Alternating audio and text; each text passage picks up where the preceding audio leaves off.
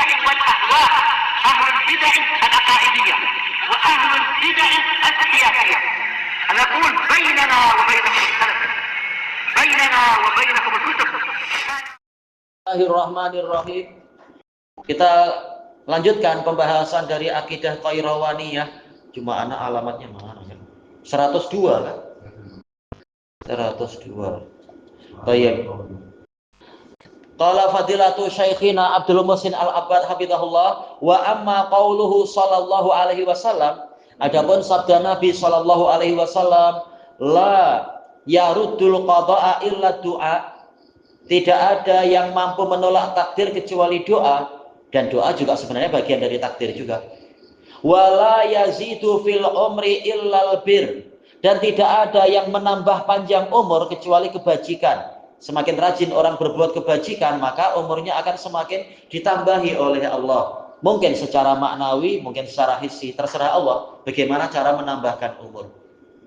Rawahu Tirmidzi wa hasanah wangdur, suruh periksa silsilah as-sahihah lil Albani.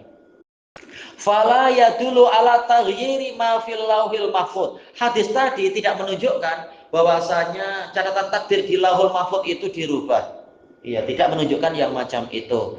Wa innama, hanya saja ya dulu ala anna waha qaddara salamata minasyurur, bahwasanya Allah menakdirkan seseorang itu selamat dari keburukan-keburukan. Wa qaddara asbaban litilkas salamah, dan Allah juga menakdirkan sebab-sebab datangnya keselamatan tadi. Tayyib, orang ini memang ditakdirkan selamat dari bencana. Dengan sebab apa? Yaitu ditakdirkan dia berdoa misalkan. Atau orang lain yang mendoakan keselamatan untuk dia. Akhirnya dia tidak terkena bencana. Jadi bencana itu bagian dari takdir. Doa itu boleh merubah takdir. Padahal doa itu sendiri juga bagian dari takdir Allah. Memang ini keajaiban takdir Allah. Pengaturannya sangat mendetail, tanpa mampu kita bayangkan. Kemudian wal makna hadis tadi apa? Annallaha dafa'a 'anil 'abdi syarran. Allah menolak keburukan dari hamba tadi agar selamat dari keburukan. Wa dzalika muqaddarun bisababin yaf'aluh, dan selamatnya dia dari keburukan itu juga ditakdirkan dengan sebab yang telah dia tempuh nantinya, yang akan dia tempuh nantinya. Bukan tahu-tahu selamat, ada bencana dia diam saja selamat. Bukan begitu, pasti ada sebabnya kenapa dia selamat. Nah, di antara cara selamat adalah dengan doa. Wa huwa doa, yaitu doa. Wa huwa muqaddar, doa juga ditakdirkan. Allah sudah menetapkan di Lauhul Mahfuz, fulan nanti akan berdoa sebanyak ini, begini, sehingga dikabulkan begini, misalkan. Kata beliau, wa kadzalika qaddara ayyutawwila ayyatula umrul insan. Demikian pula Allah menakdirkan umur seseorang itu panjang. Wa qaddara ayyahsula minhu sababun lidzalik, dan Allah menakdirkan akan terjadi darinya sebab, yaitu perkara yang menyebabkan umurnya panjang. Fulan ditakdirkan umurnya sampai 120 tahun. Apakah berarti dia diam saja? Tidak, tapi ditakdirkan dia suka membaca buku kesehatan, kemudian suka makanan-makanan alami, barangkali suka herb, suka ini, suka olahraga. Jadi ada sebabnya. Baik. Atau mungkin sebaliknya, fulan ditakdirkan umurnya pendek, bukan diam saja, tapi ya sepanjang hidupnya memang mungkin dia memanjakan diri, tidak berolahraga, malah suka merokok, malah suka entah apalah perkara-perkara yang boleh merusak badan misalkan. Jadi semuanya ditakdirkan, dan takdir itu juga ada sebab-sebabnya, dan sebab juga bagian dari takdir. Kalau wahuwa albir, di antara yang menyebabkan umur panjang adalah berbuat kebajikan. Wasilatur rahim, ia menyambung kekerabatan. Fal asbabu wal musabbabat, maka sebab-sebab dan akibat-akibatnya kulluha biqada'illahi wa qadarih, semuanya terjadi dengan ketetapan dan ketentuan dari Allah. Wa kadzalika yuqalu fi qaulihi sallallahu alaihi wasallam, demikian pula akan dikatakan, yaitu dijelaskan, cara penjelasannya macam itu di dalam hadis sallallahu alaihi wasallam, man sarrahu ayyubsata lahu fi rizqih, barang siapa suka untuk rezekinya itu dibentangkan, dihamparkan, au yunsa'alahu fi asari, atau umurnya dipanjangkan. Yunsa'alahu fi asari, jejak maksudnya adalah umurnya panjang. Falayasil rahimah, maka hendaknya dia menyambung kekerabatannya. Rawahul Bukhari wa Muslim, ya hadis Anas bin Malik. Wa ajalu kulli insan, ajal yaitu batas waktu setiap manusia, muqaddar, semuanya telah ditentukan fil lauhil mahfuz. Dan juga apa? Nantinya yaitu di perut ibu telah dicatat umurnya berapa dan seterusnya. Kalau dia matinya dengan sebab apa, semua sudah ditulis. Kita tak tahu, tapi malaikat sudah menulis itu. La yataqaddamu anhu wa la yata'akhir. Tidak ada yang termajukan, tidak ada pula yang tertunda. Semuanya berjalan sesuai takdir. Cuma kita tak tahu takdir, ya kita menempuh jalan terbaik yang kita mampu. Kama qala Allahu azza wa jal, seperti yang dikatakan oleh Allah azza wa jal, wa la yu'akhirallahu nafsan idza jaa ajaluha, dan Allah tidak akan mengakhirkan suatu jiwa jika telah datang batas waktunya. Ini ayat seperti ini banyak sekali, tapi diingkari, ditentang oleh orang-orang Mu'tazilah. Mu'tazilah mengatakan khawarimul ajal itu ada, yaitu perkara yang merusak ajal. Secara ajal yang Allah tahu manusia, si fulan hidup sampai 60 tahun. Tapi Allah tak tahu ternyata di usia 30 tahun fulan itu jatuh dari gunung, mati. Nah, itu dikatakan khawarimul ajal. Allah baru tahu setelah terjadi. Nah, sebelum itu terjadi Allah tak tahu. Allah menyangka ya umur orang itu 60 tahun lah. Allah tak tahu ternyata dalam usia 30 tahun orang itu naik-naik gunung, tergelincir, jatuh, mati. Nah, ini akidah Mu'tazilah macam itu. Jadi ada perkara-perkara yang ternyata di luar pengendalian Allah Ta'ala. Dan ini merusak akidah seperti itu. Menuduh Allah Ta'ala itu tidak sempurna rububiyahnya. Ada yang terjadi di luar pengendalian dia. Yang betul Allah sudah mengatakan, tak ada orang yang diakhirkan ajalnya jika waktunya sudah tiba. Wa qala ta'ala likulli ummatin ajal. Setiap umat ada batas waktunya. Kalau ayat tadi bicara masalah kiamat sughra untuk setiap manusia. Ayat yang kedua ini adalah kiamat wusta, yaitu kematian untuk sekelompok orang. Adapun kalau kiamat kubra itu memang kehancuran semuanya. Nah, masing-masing ada ajalnya, ada saahnya, ada kiamatnya. Enggak ada waktunya. Idza jaa ajaluhum fala yastakhiruna sa'atan wa la yastaqdimun. Apabila ajal mereka, batas waktu mereka telah datang, maka mereka tidak mampu untuk mengakhirkan sesaat pun dan tidak pula mampu untuk memajukannya sesaat pun. Baik. Karena ini maktuf, maka apa hukumnya sama, yaitu wala yastaqdimuna sa'atan. Wa kullu man mat, setiap orang yang mati au qutil atau terbunuh, fahuwa bi ajalih, dia terbunuh dengan ajalnya. Ini bantahan kepada Mu'tazilah. Kemudian wala yuqal, oh ini ada di sini ya. Wala yuqalu kama qalatil Mu'tazilah, tidaklah dikatakan seperti perkataan Mu'tazilah, innal maqtul quti'a alaihi ajaluh, dikatakan khurima. Orang yang terbunuh dia itu dipotong dari ajalnya. Jadi yang Allah tahu seseorang umurnya sampai 63 tahun, umat ini 73 atau 63 tahun. Allah tak tahu ternyata di usia 25 tahun orang ini tersambar petir mati. Nah, itu dikatakan apa itu? Ajalnya terpotong. Padahal Allah merencanakan adalah 63 tahun. Tahu-tahu 25 dah habis dia. Nah, baru Allah tahu, oh ternyata begitu ya orang ini. Nah, ini menghina Allah sebenarnya. Wa annahu law lam yuqtal la asya ila ajalin akhar. Kata Mu'tazilah, seandainya orang ini tidak terbunuh, pastilah dia hidup sampai ajal yang lain. Nah, dari mana engkau tahu? Orang yang ditakdirkan Allah mati, dia pasti mati. Sama saja dengan cara terbunuh atau dengan cara yang lain. Tak ada yang mampu lari tatkala malakul maut sudah tiba itu. Malakul maut dengan perintah Allah tentunya, bukan tanpa sepengetahuan Allah. Baik, fa inna kulla insan qaddarallahu lahu ajalan wahidan. Kata beliau dalam membantah Mu'tazilah, karena setiap manusia Allah menakdirkan untuk dia satu ajal. Enggak ada banyak ajal. Di Lauhul Mahfuz, ajal manusia masing-masing orang sudah ada ketentuannya.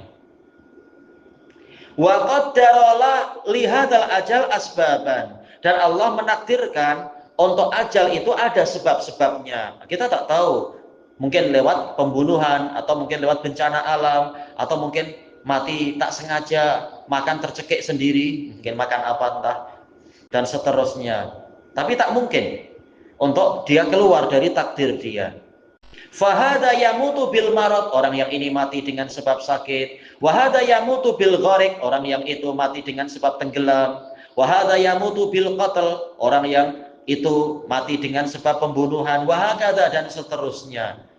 Dan Allah telah menyebutkan orang yang ditakdirkan mati di suatu tempat, dia akan datang ke tempat itu, tak mungkin dia lari. Baik. Wahakada, dan seterusnya.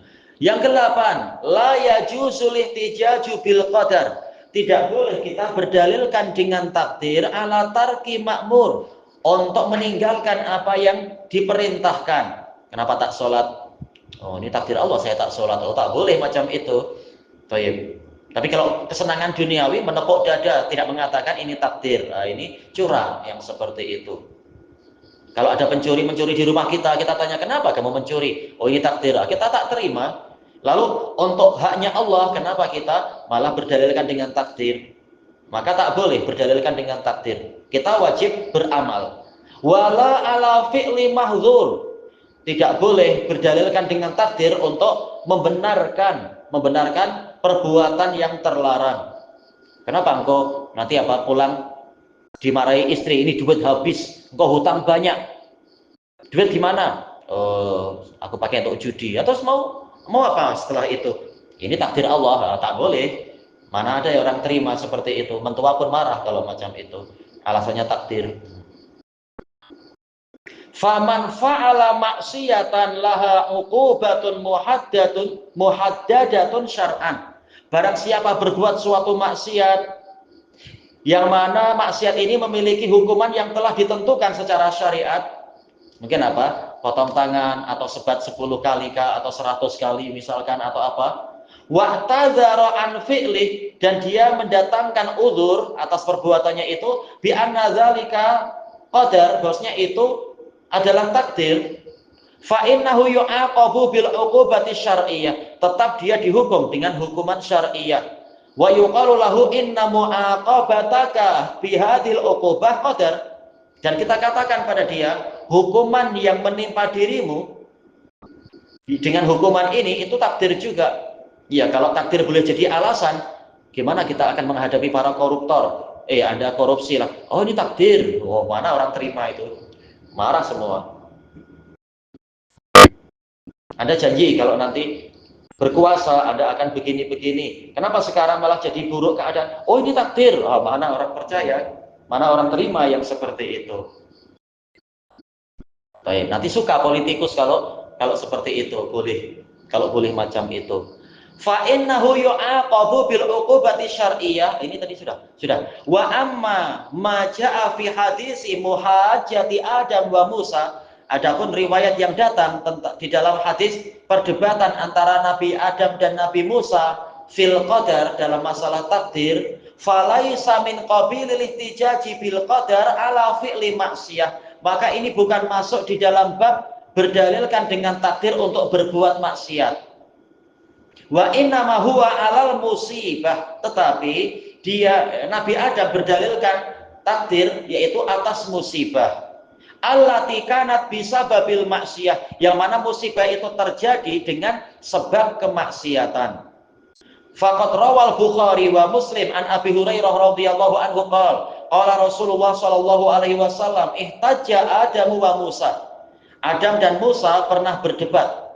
Nah, hadis ini pernah dibacakan di hadapan Harun ar-Rasyid. Lalu ada orang Mu'tazilah mengatakan, bila Adam jumpa dengan Musa tuh, yaitu sekedar pakai logik, ini zaman mana, mustahil. Maka Harun ar-Rasyid marah, orang ini dihukum mati. Entah jadi dihukum atau tidak, tapi dia diancam dengan dihukum mati karena dia kafir menentang hadis. Baik. Kenapa? Bukan mustahil Allah menjadikan Adam dan Musa berjumpa pada waktu malam Al-Mi'raj itu. Jelas mereka semua sholat kan, sholat di Baitul Maqdis atau di alam ruh terserah Allah, atau di alam kubur mereka saling berziarah. Bukan mustahil. Tapi akal Mu'tazilah yang terbantut. Falaisa, kata beliau di sini, faqala lahu Musa. Musa berkata kepada Nabi Adam, anta Adam, alladzi akhrajatka khati'atuka minal jannah.